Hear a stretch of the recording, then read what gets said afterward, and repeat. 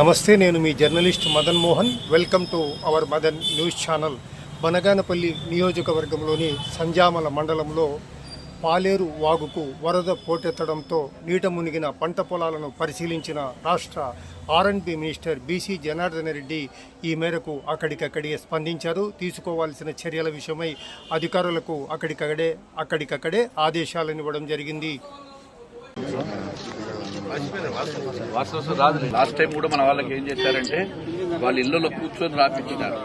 ఇళ్లలో కూర్చొని రాపించుకొని నిజంగా కూడా నష్టం జరిగిన రైతుకు ఇవ్వకుండా జరగడానికి ఎక్కువ రాపించుకొని చేయడం లేదు. అటువంటి పొరపాటును కూడా మీరు జరగద్దు. ఇక్కడ రైతుకు పార్టీ ఉండదు, గుర్తుపెట్టుకో. రైతుకు ఏ పార్టీకి సంబంధించిన వాడని సంబంధం లేకుండా నష్టపోయిన ప్రతి రైతుకు నేరుగా మీరు నష్టపోయిన ఎంత పెట్టి అంత గతంలో చేసినారు.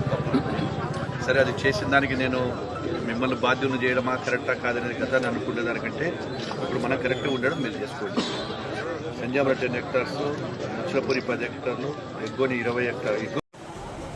ఈ సమాచారం మరికొంతమందికి తెలియడానికి వీలుగా లైక్ చేయండి. అలాగే ఈ ఛానల్ నుండి నిరంతర సమాచారాల కొరకు ఇప్పుడే ఈ ఛానల్కు సబ్స్క్రైబ్ చేయండి.